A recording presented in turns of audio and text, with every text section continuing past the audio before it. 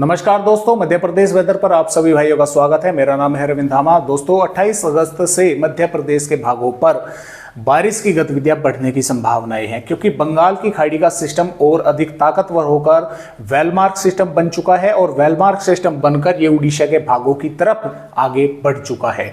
Monsoon की trough भी इस समय मध्य प्रदेश के भागों से होकर गुजर रही है। राजस्थान मध्य प्रदेश के भागों से होती हुई उड़ीसा, छत्तीसगढ़ उड़ीसा के भागों इस सिस्टम से कनेक्ट है और ये लगातार उड़ीसा के भागों से छत्तीसगढ़ और मध्य प्रदेश के भागों से होता हुआ उत्तरी मध्य प्रदेश के भागों तक जो है आगे बढ़ेगा। और अभी फिलहाल इस तरह के अपडेट है। संभावना तो यह है कि राजस्थान के भागों की तरफ आगे जाएगा, लेकिन यहां तक अभी उत्तरी मध्य प्रदेश तक इसकी संभावनाएं नजर आ रही है। तो कई इलाकों पर जोरदार बारिश ये करने वाला है। इसके कारण आने वाली 28 अगस्त से ही मध्य प्रदेश के भागों पर बारिश की गतिविधियां बढ़ती हुई हमें कई भागों पर नजर आ रही है। 29, 30 अगस्त, 31 अगस्त तक कई भागों पर जोरदार बारिश होगी और सितंबर के पहले सप्ताह में भी कई इलाकों पर मध्य प्रदेश के भागों पर बारिश होने की संभावनाएं इस सिस्टम के कारण नजर आ रही है। तो आइए देखते हैं कि फिलहाल आने वाली यहां पर अगर हम बात करें 28 अगस्त की, तो मध्य प्रदेश के किन किन भागों पर बारिश होने की संभावनाएं हैं। जैसा कि आप यहां पर देख पा रहे हैं, खंडवा, बुरहानपुर, हरदा, बैतूल, नर्मदापुर, छिंदवाड़ा, पाटना, सिवनी, बालाघाट, मंडला, डिंडोरी, अनूपपुर के आसपास के भागों पर मध्यम दर्जे की बारिश या कुछ स्थानों पर मध्यम से तेज देखने को मिल सकती है।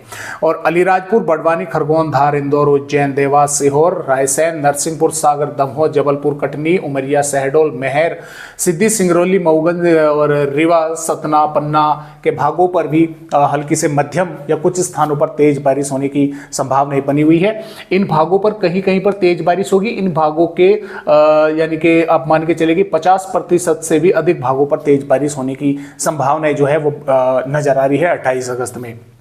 और इसके अलावा यहाँ पर अगर हम बात करें दोस्तों, मुरैना, भिंड, ग्वालियर, दतिया, शिवपुरी, श्योपुर, अशोकनगर, निवाड़ी, टीकमगढ़, छतरपुर, गुना, विदिशा, भोपाल, शाजापुर, राजगढ़, आगर मालवा, नीमच, मंदसौर, रतलाम, झाबुआ के भागों पर भी बादल देखने को मिलेंगे और कुछ स्थानों पर हल्की बौछारें या हल्की से मध्यम बौछारें देखने को इन भागों पर भी कहीं कहीं पर जो है वो मिल सकती है। ये जरूरी नहीं है कि जिले के पूरे जिले पर बारिश हो। जिले के कुछ भागों पर, जैसे यहाँ पर हो गई, यहाँ पर हो गई, या विदिशा के इन भागों पर हो गई, या राजगढ़ के इन भागों पर या दक्षिणी भागों पर होगी, इस तरह से संभावनाएं रहेगी हल्की या हल्की से मध्यम बौछारें की। और हो सकता है कि कुछ जिलों पर सिर्फ बादल ही आते जाते देखने को मिले, बारिश की गतिविधियां शायद ना देखने को मिले।